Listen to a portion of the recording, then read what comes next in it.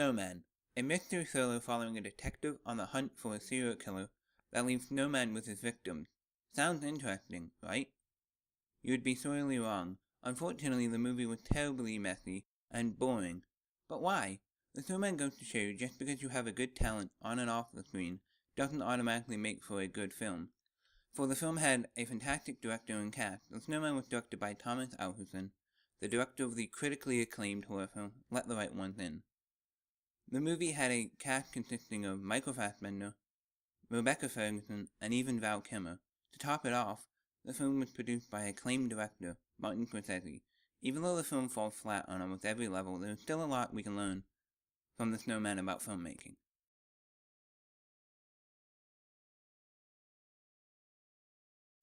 Here are 5 things The Snowman can teach us about filmmaking.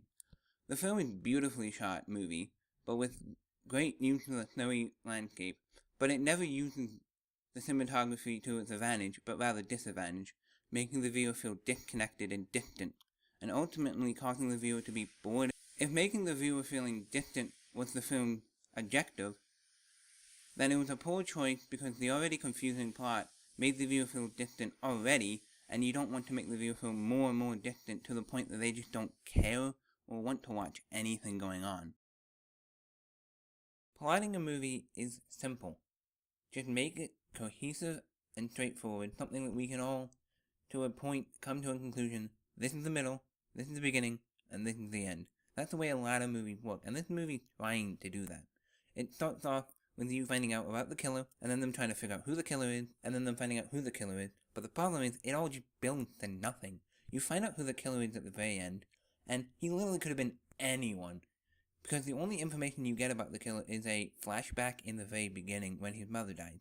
And that could have been a flashback for any character in the movie, causing the whole entire film to be kind of boring and the mystery to be kind of not really there.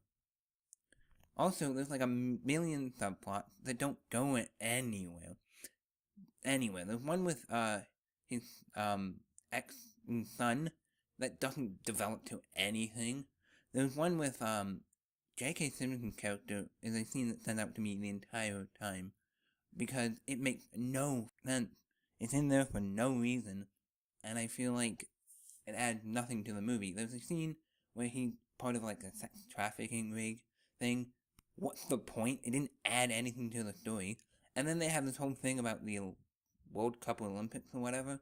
None of that matters either, and it's so pointless. They could have just removed all that and then focused on the main story, because the main story with the killer is so confusing that it's impossible to figure out who the killer is until the film just tells you. Number 2. Naming characters in a movie sounds like a simple thing, but it's not.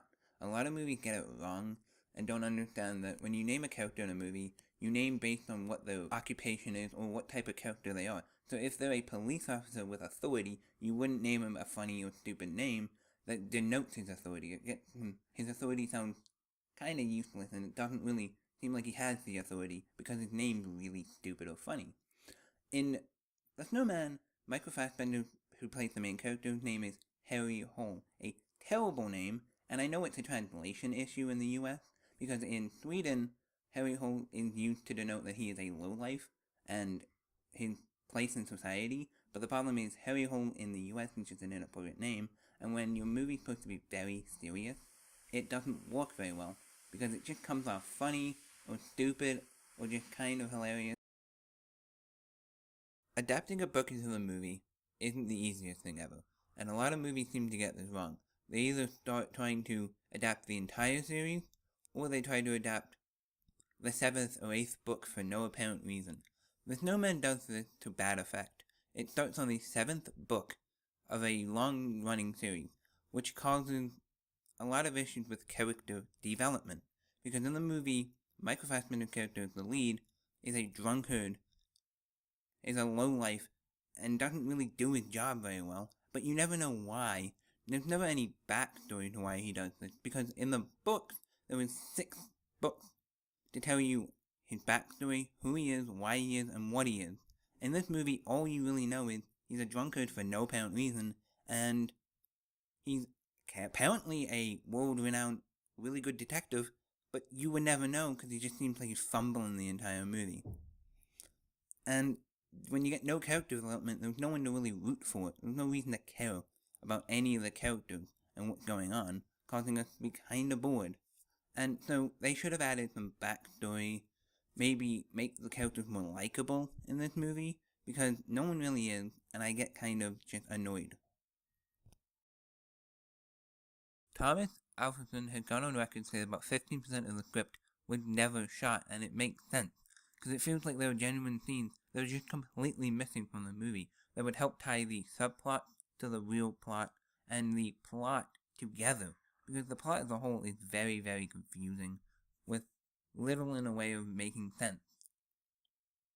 And the problem is, Thomas Alfredson is not a bad director. He's directed some fantastic movies in the past, like Tinker Tailor Soldier Spy, which is a decent to pretty good movie, and my personal favorite of his movies, Let the Right Ones In, which is a Swedish film from 2008 about a young boy and a vampire that become good friends. It's a wonderful movie, one of the better horror films I've seen in quite some time, so I have no clue why he decided to film this, and why they actually thought this was a good idea.